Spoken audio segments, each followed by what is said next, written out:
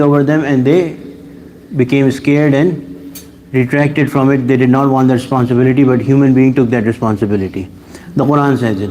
What is that responsibility?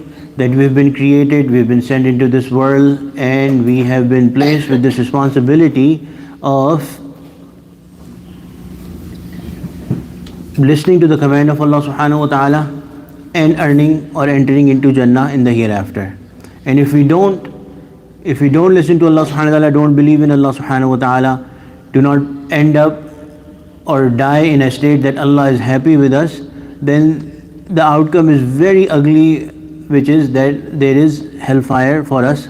This is a system that we are all living in. No matter how hard we try to run away from it, there is no running away from it. This is a done deal. We've been created, we are in this world, we are living.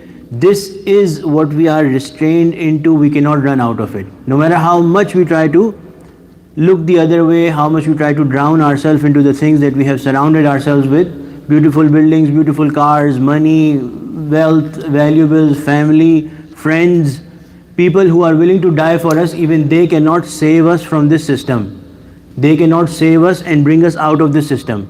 This is a done deal that we are all living in. So now, the only way to succeed is to listen to Allah subhanahu wa ta'ala.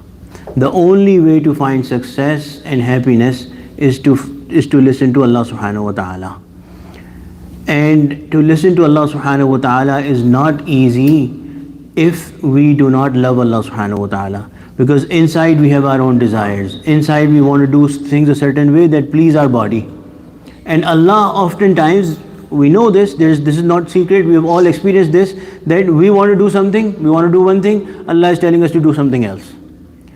And this will always be the case unless and until we fall in love with our Allah subhanahu wa ta'ala. If we don't love somebody, it will always be very hard to listen to them. So we have to actively work on getting the love of Allah subhanahu wa ta'ala. Creating the love of Allah subhanahu wa ta'ala. Once we love Allah subhanahu wa ta'ala, everything else will become easy. When we love Allah subhanahu wa ta'ala, automatically we'll want to listen to Allah subhanahu wa ta'ala. Nobody will have to come and tell us that this is what Allah wants from you. We will go running trying to find out what Allah wants from me. How can I make my Allah happy? So, there is many ways to find the love of Allah subhanahu wa ta'ala. The easiest one is to ask Allah Himself. So we should include in our du'as that, Ya Allah, in this Ramadan you have said that I have guaranteed a granted dua for every single person who's fasting. We ask you for your love. When the Prophet ﷺ is telling us that, Ya Allah, when the Prophet ﷺ is telling us that for a fasting person there is guaranteed acceptance of dua at the time of breaking their fast, then when we are breaking this fast, in our heart, in our minds at least, we should ask Allah for His love. The other thing that we should remember is that the love of Allah subhanahu wa ta'ala actually comes from Allah Himself. Allah is the initiator of the love, and we reciprocate. And it's just to make us understand, but our reciprocation is nothing. Basically, Allah loves us, then we have those feelings for Him. So we ask Allah to initiate that love and make us realize it. One short way of getting the love of Allah subhanahu wa ta'ala, as has been told in the Quran, is to follow the sunnah of the Prophet sallallahu alaihi wasallam. Allah has said that tell these people, if they claim to love Allah subhanahu wa ta'ala, or if they want to love Allah subhanahu wa ta'ala, tell them that they should obey the Prophet sallallahu alaihi wasallam. Allah will Himself love them. And when Allah does something, Allah does it in a very strong and short way. So when Allah loves us, then we definitely are guaranteed to succeed.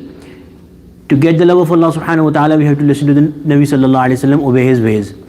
Again, the ways of the Prophet sallallahu alaihi wasallam are in one direction, our hearts and our minds and our pressures of the environment are in another direction. So then what should we do? We should start somewhere.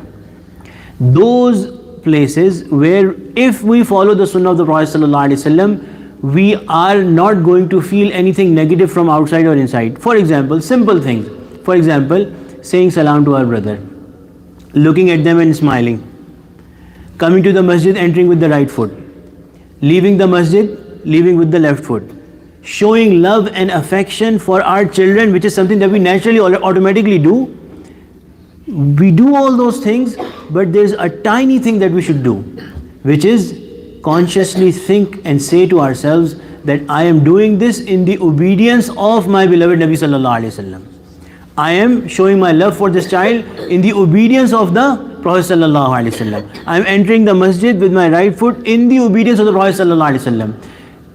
We can look through our lives and we can find 4 or 5 things that we can easily do, that if we do, nobody's going to say anything to us. Nobody's going to even notice.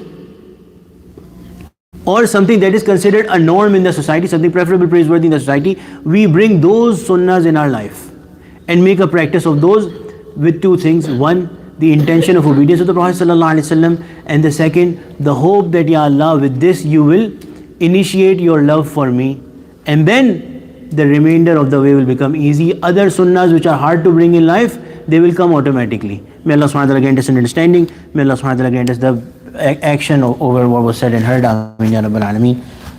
Wa taqabbal Allahu minna wa minkum.